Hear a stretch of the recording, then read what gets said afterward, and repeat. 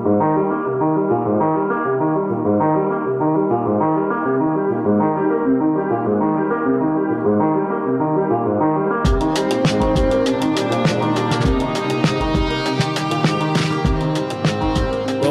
to the Big C in Me podcast. My name is Andy Robinson. I'm a leader of LifeSpring Church and the founder of WayMaker International charity and Zambian NGO. I'm also a blogger, and you may know me from social or video media as the Big C in Me. In January 2023, I was diagnosed with stage 4 bowel cancer. And as part of that journey, I've met some amazing people. Some were already good friends. Others I'd met briefly in the past, like my guest today. And some were new friends I've made since being diagnosed. But all of them have been an incredible support to me in different ways. And I hope having them chat on this podcast can be a support to others who are on this journey too. On this podcast, I have the pleasure of introducing my friend Dave. Dave is younger than me, but was diagnosed with bowel cancer shortly after I was. And we're both church leaders in the ChristCentral family of churches with New Frontiers. And so we began our conversation together as we received treatment. And as I've said, whilst our diagnosis was similar, our journeys are very individual. So I thought it'd be great to have Dave chat with me on this podcast. So welcome, Dave. Hi, Andy. Thanks for having me. Thanks for inviting me on. No problem. Dave, I wonder if you could start maybe by introducing yourself, and then why not just jump right in and tell us about your initial diagnosis? Sure, yeah. So my name is Dave Kruczek. I'm leader of Grace Church Bolton. I've been doing that in that role for the past three or so years now. I'm married, and I have two teenage daughters at home that live with us. And I guess when I left school, I was employed in the army. I went into the army for 7.5 years. Left the army, and then became a prison officer in Salford, and then. The natural progression, I guess, is to a church leader, of course. So I was then asked to be employed by the church, which was that was in 2011, and things sort of just progressed from there. Really, I was initially an office manager, in charge of the building and things like that, and then that sort of progressed into me becoming on the leadership team, and then on the eldership team, and then invited to take on the lead elder role within Grace Church Bolton a number of years ago. And so with my diagnosis, I was, I with my body, I'd been having some problems with, going to the loo and things for a little while. There've been a number of months where I'd sort of, my bowel habits had changed, should we say. And I sort of thought, oh, this is a bit strange, a bit weird, and just sort of sucked it up for a few months, got on with life. And you try and adjust things. And I guess after about three or so months, I thought, right, maybe there's something causing this. So I sort of tried cutting out gluten. I tried cutting out dairy, just trying things that were that I thought might be aggravating my bowels. So try that, which it helped a little bit. But not too much, and so things sort of continued really. And at this point, I was losing a bit of weight, I guess, as I was, and I was just trying to cut out things, and so my weight was going down, and my wife was like, "Dave, you need to go and see the doctor." So as I guess I'm quite hesitant to go and see the doctor, as many males seem to be. Think, oh, I'll deal with it. I'll get on with things, and I'm sure it'll sort itself. And so in sort of the problem started in like an August time, and then so up until Christmas I sort of tried sorting things myself, and then went to see the doctor in the new year really. Went to see the GP initially, so I had an appointment in February time. Went to see them, and the GP was like, the first one I saw, he was like, oh, I'm sure it'll be nothing. We'll send you for a camera on your backside so you can so we can get things sorted. But there's no urgency about it. He sort of said, we'll make an appointment for that. And so I had an appointment for that, which was in like 4 or 5 months' time. And then over the next month or so, nothing really changed. And so then, well, it's probably the next couple of months, nothing really changed there. And then we went out to Zambia to spend some time with Joseph and Wheeler and with the Day Screen project out there. So still with these issues of struggling with what I eat or trying to restrict what I was eating in that way. So then came back from Zambia, and my wife Amy was like, "You need to go and see the doctors again because it's something isn't right." I think wives often have this sense of when things are not right. We often don't see it in ourselves, but other people see it in you, especially the ones that are closest to you. And so I went to the GP again, and this time it was a different GP, and she was like, actually, you meet a couple of the criteria for getting you on the cancer pathway. So things like I'd lost weight, a change in bowel habits, were a couple of them. And so she said, right, we can put you on this cancer pathway. Hopefully it'll just be we'll have a look and there'll be nothing there to go on, and we'll be able to sort out whatever it is. So then I was then given an appointment to go for the camera within 2 weeks. So I ended up going for that camera appointment then. The joys. I remember. I remember it. I seem to remember the day before and all the stuff you have to drink as being worse than the camera itself. Oh, it's horrible, isn't it? Sorry, carry on. Puts your body through. No. So obviously had that the stuff to clear out your bowels, as you just said, and so sort of spent a bit of time on the toilet that morning, and which isn't the nicest things to be doing, but it just gives it so they can get a clear image of, and when they put their camera inside you, and a clear image of what's going on really. So we went for that appointment, and you're under a bit of a slight sedation, so you're not able to drive afterwards. My wife sort of was coming to pick me up a bit later, so dropped me off about lunchtime, I think it was. So I went and had the camera, and when they're doing the camera, you're conscious, so you can see what's going on. They have a big TV screen whilst the camera's inside you, so you can sort of see all the bits and bobs that are inside. And you're a man, and there's a TV. What are you going to do but look at it? What else but stare at it? Yeah, exactly. Yeah. I just want to know. It's quite interesting. Why did you look? And you're thinking, what do you mean, why did I look? There was massive television, and I'm a man. If there's a TV, you're going to watch it. Programmed. Yeah. So it's quite interesting, isn't it? You can sort of see the camera going inside. You can see what's inside. It's just interesting to see inside your body, a place that you never really see. But they sort of said, oh, it'll take about 25, 30 minutes. We'll do X, Y, and Z. Just relax and let it be done. So I was just there, lay on my side, and as they were going with the camera, and then I could see on the TV screen at one point something that you'd expect it to look like a tube, I guess, in your colon, but I could see there was something blocking the tube, and so I could see that they stopped with the camera, and they were doing bits and bobs with it, and they sort of stopped after sort of 15 minutes, whereas they said it would take a bit longer than that, so they sort of took the camera out at that point, and sort of took me off into they said, right, we've got everything we need, and then took me off into the recovery area. And then they came and asked me, and they said, oh, is somebody coming to collect you? They hadn't sort of fed back to me about anything that they'd seen. And I said, oh yeah, my wife's coming. And then they sort of said, oh, well, we'll wait till she gets here, and then we'll feed back. And then I think that's a bit of a trigger when they don't just say everything is good.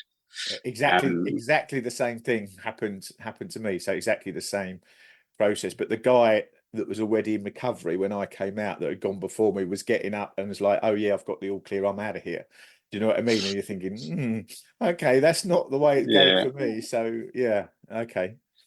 Yeah, so I think Amy rang me or something to say, oh, just how's it gone and stuff. And I said, oh, they're just waiting till you get back to tell us about it. And Amy's a nurse, a paediatric nurse. So she knows things like that would be a trigger for something isn't right. So obviously I think she was on her way to coming back to the hospital to collect me at that point. So obviously in her mind, she started thinking, oh my gosh, what's going on? So when she arrived back, they took us into a consultation room, and sort of sat us down. And the consultant that was doing it was very nice. She was very good, and looking after us. So she just sort of said, right, we when we did the scan, or we did the camera, and we found some mass, a mass that was inside your large intestine. So we've taken some biopsies from that, and they'll be sent off to be tested. And she said we strongly suspect that it's cancerous. So at that point, there was obviously no confirmation. They can't confirm at that point, but obviously, I guess they see these things on a regular basis, so they sort of know what certain things look like. Yeah. So they then said, right, we're going to send this off, send the samples off, and then you'll be contacted in due course with the results. And I think at that point, it's the hardest point at that point is knowing there's something, but not knowing what it is and to what extent things are. And so I think that conversation was quite hard, especially for Amy, I think, as she was sat there with me, because I think the people next to you can often worry more than the person that it's happening to, or that's just our experience anyway. Yeah, definitely. I mean, I've spoken to loads of people, and I think there is that sense that it in some ways it's more difficult for loved ones because it's not happening to them, and so they're not going through the process, whereas you're going through a process, and so you're processing it as you go, and you obviously get the information and whatnot. But I think particularly for wives, spouses, it's very difficult. I've known that's true with Hazel, my wife. It's kind of very difficult.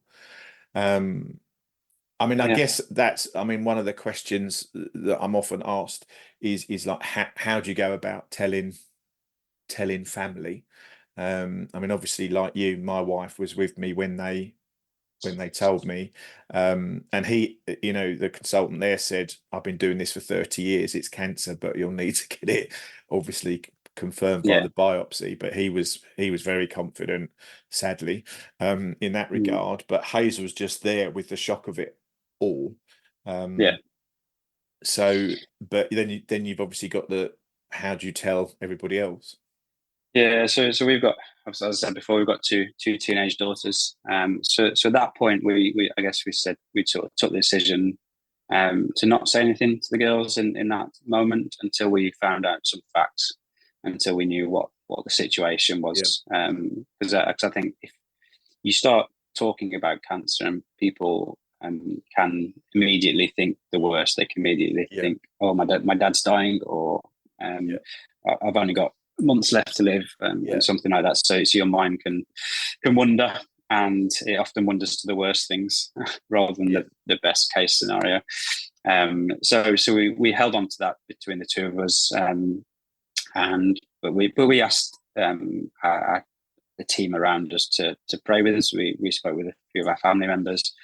So my eldership team, our couples together, we asked people to pray and just let them know what was going on. So there was people praying for us, people we know have got our back, and care for us would be watching out for us in that sense. And so at that point, we then had to wait. And I think that's one of the most difficult times, is the waiting time. As I said before, when you don't really know what's going on. And so that was a couple of weeks of waiting before we had the results through from that. And when the results came through, they confirmed that it was cancerous. A cancerous mass that was about 5 centimeters in my large intestine, a little way up from my back passage.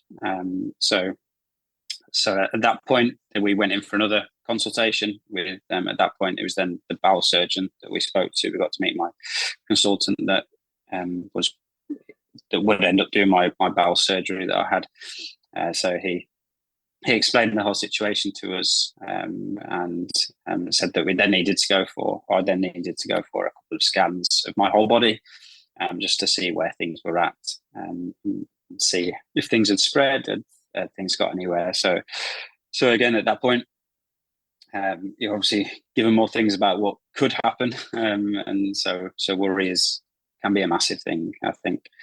And I think going through it all, I knew a certain peace about it all, even though there was the unknowns. I knew a peace that I think was the peace of Jesus that was beyond my current experience, or my present experience, but it was something that just was, I felt like a physical peace on me. And so, like in that consultation where he confirmed it was cancer, he was just looking at me and he said, have you got some sort of inner peace? I said, yeah, I have. I said, I'm a Christian, and I've got the peace of Jesus with me. And so he said, I can tell something's about you, that you're just the way that you're receiving the news and the way that you're reacting. Actually, there's not a frantic worry about it. And so at that point, they obviously did the scans, and thank you, Jesus, it hadn't spread anywhere. The cancer hadn't reached any other parts of my body, so it was just in that one location of my large intestine at that point.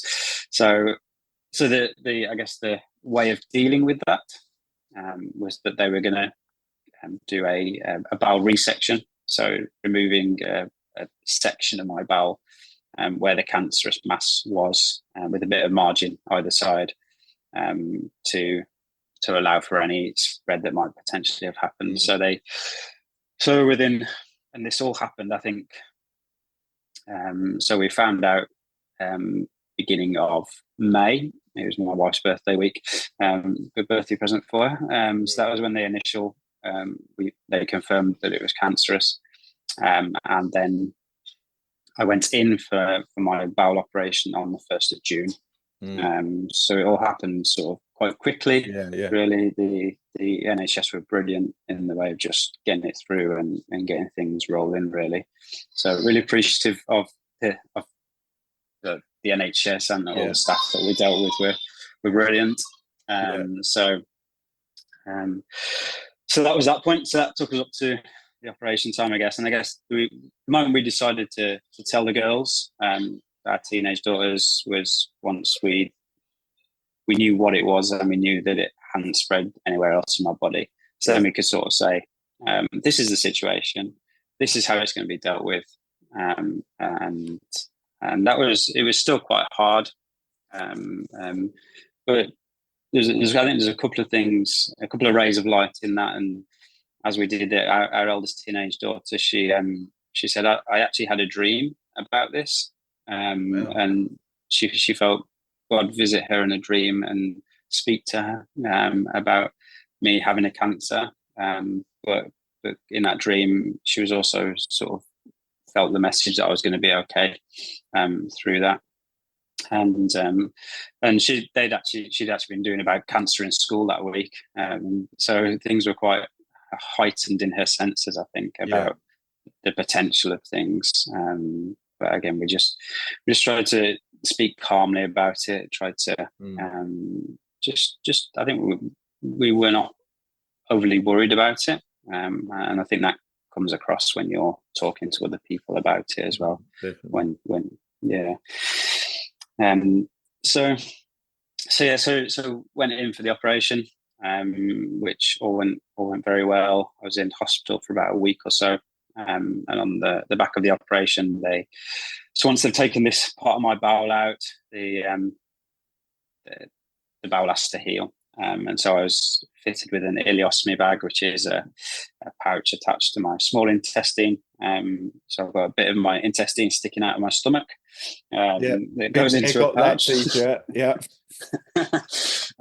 So that's a journey in itself, I think, getting used to having that sticking out of you. A bit weird to start with. But I was in hospital for about 4 or 5 days on the back of the surgery, just in recovery. So I got quite a big scar across my stomach, where they went in and removed the part of my intestine that needed to be removed. And then a few other little scars dotted around where they stuck tools in me to do the do the necessary work. And then one thing, I set up a little WhatsApp group of people during this time, friends, family, people in the church, people that I knew around the world, really, just for keeping people up to date, and keeping people like with prayer requests and how things were going generally, which was really good. And I started doing little updates on sort of hospital food at the time, like specifically with pudding. I love desserts, I love puddings, and so I started a little a bit of banter going on about desserts and how much. So I was rating all the puddings in the hospital. So, and then I've sort of got a bit of a name myself for sticky toffee pudding now. So people keep bringing me sticky toffee pudding, and it keeps appearing. So people were very good on the back of the hospital visit, because I'd lost a bit of weight, and to put weight back on, they sort of said, so what's the best way to put some weight back on? And they were like, eat desserts, eat the bad stuff. So I was like, great. So that's the one downside. One downside of my cancer diagnosis was never lost any weight at all. Much to my dismay. You just kind of think, well, if there's an upside to this for me, it would be weight loss, but not everything else. Just didn't get that. I mean, we had the same, similar things. I mean, I've got adult sons, married. One of them's a dad in his own right. But it's still dad. It's still, your kids and everyone else. I mean, I found telling my parents, who are both kind of in their 80s, that was a tough one, because no parent expects to outlive their kids, and that's not to say I'm going to die anytime soon, but that's the kind of challenge, isn't it? It is definitely it is a biggie. And you've shared how kind of that peace, that I mean, Jesus is the Prince of Peace. He is peace. He's with us. And I was the same. I had this kind of, Bible talks about a peace that defies understanding. And I guess that's the situation you're in, isn't it? Where you just think, like, if I think about this in terms of understanding, this is not good. But there's that peace. And I mean, I went through a similar sort of process, I guess. A lot of people, when they talk about cancer, call it the big C. And so I was, as I was kind of pondering that, I was reminded of Colossians 1:27, where it says, Christ in you, the hope of glory, and you just think, hold on a minute, there's a bigger C in me, and cancer's just a small C, which is how I ended up with the big C in me, kind of handle, and I guess that. How did kind of your relationship with Jesus kind of affect your approach to treatment? Did you kind of, so I think in the few days after that initial sort of confirmation of it being cancer, I was at home and by myself, and I was just I think you go through moments of what is going on, and I think I just put some worship music on, and I was just crying about the whole situation, and just you just start to think, wow, what is going on? I don't know what's going on. And there was a couple of songs that I guess just got me thinking, and that were playing, and they were the first one was Raise a Hallelujah, and I thought, and I think you go when you have big things like this that happen. I think we need to make a decision on how I'm going to respond to this. Am I going to be overcome and overwhelmed by it, or am I going to not be? Am I going to deal with it? And I think in that moment, sort of, I made a decision that, irrespective of what the outcome was going to be, I was going to worship Jesus. I was going to believe that God is good. I was going to believe that He's for me and not against me. and that sort of played out over the coming month through my treatment, in worship, and so just being worshipful and just declaring the truth, which is throughout songs and throughout scripture, about the truth of who God is, and who I am in light of that. And for his plans for me, and irrespective of what my situation was, actually I'm going to choose to worship him. I'm going to choose to sing my praises. I'm going to choose to lift my voice to him. And the second song that I was listening to at that same sort of period of time was the battle belongs to the Lord.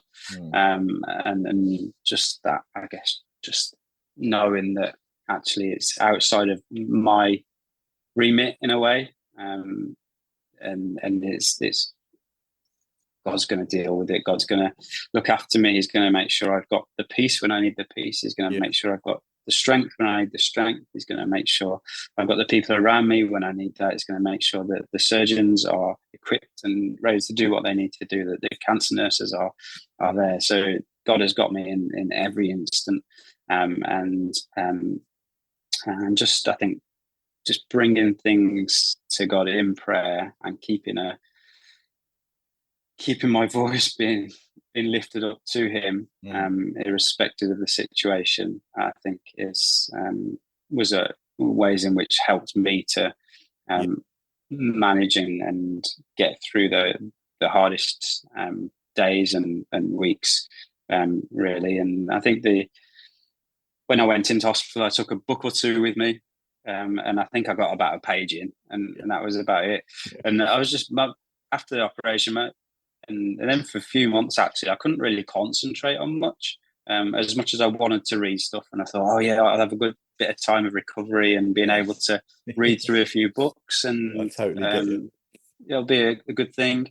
And I'll just sit down to read, and I'll be like, nothing is happening. I'll be like, it's just not going in. But actually listening to worship music, even when you're awake through the night, so I got some earphones that I took into hospital with me, and I just put on worship music and just listened to it sort of continually through the night if I wasn't sleeping, and things like that, which was a lot easier just to let it soak over me, rather than having to actively pursue something like reading, when my brain wasn't just didn't seem to be working properly. I totally get that. I'm thinking I love reading, so I read quickly, so I'm thinking I'll take a nice big stack of books into the hospital and all of that good stuff. And I think, like you, in different ways, I was reminded of the story of Shadrach, Meshach, and Abednego when they would get put into the fire, and they say God is well able to rescue us, but even if he doesn't, we will worship him. And I guess, that's where I've been. You think, God is good all the time, and my circumstances aren't a reflection of his goodness. It's just that we live in a fallen world, and we get sick. The same with, I always say I want the best of Jesus and the best of medicine. Medicine's not a second class healing. It's God's grace to mankind, his common grace to everybody. Whether it's miraculous or medical, I'll take whatever plan he's got for me. I think you get to that place, don't you, where you are just, you're trusting in his goodness. You're trusting in his, his desire to. He says he's got plans for us, plans to prosper us, not to harm us. And you hang on to those. But even if it doesn't work out the way you or I, want it to, I'm still going to worship him because he's still good. And it's great to kind of hear you kind of in that same vein. So where are things now, Dave? So kind of what, as of today, if you like? Yeah. So today we're at the point. So after that operation, I then had to have some chemotherapy, which was really a mop-up thing because the cancer hadn't been found anywhere else in my body apart from that location. They just wanted to give me a course of chemo to try and mop up anything that was maybe lingering.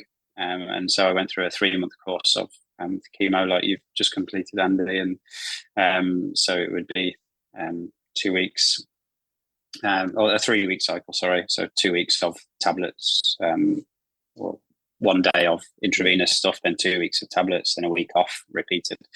So that finished in October, and all seemed to go well. And I got to ring the bell that the signal the end of the chemo treatment at Bolton Hospital, and then sort of the body's in recovery, really, isn't it? It's fighting the stuff, so the chemo gets rid of all the good stuff as well as the bad stuff, and so your body is recovering in that point. So I guess my body is still in the point of recovering. I sort of did a bit of a phased return back to work at the end of last year, and then started back in full-time. So I'm full-time employed by the church as a church leader, so step back into that in a full-time capacity in January, really, and have been sort of seeing how that goes. And so the first few weeks of the year, I was I'd get home in the evening, and I was whacked to sort of sit on the settee and just sort of fall asleep, basically. And so that's getting a bit better week by week, and I find myself getting more energy and being able to last a bit longer, and to be able to do stuff in the evenings as well as do stuff in the daytime as well. I think I'm just very, very wary of, I don't want to just burn myself out at work and then have no time left for my family as well. So I wanted to steward that well and do that well. And so I officially got the all clear on the cancer side of things last year. So on a couple of scans and my bloods, all the markers, there's no cancer markers in my bloods. All the scans came back as a clear.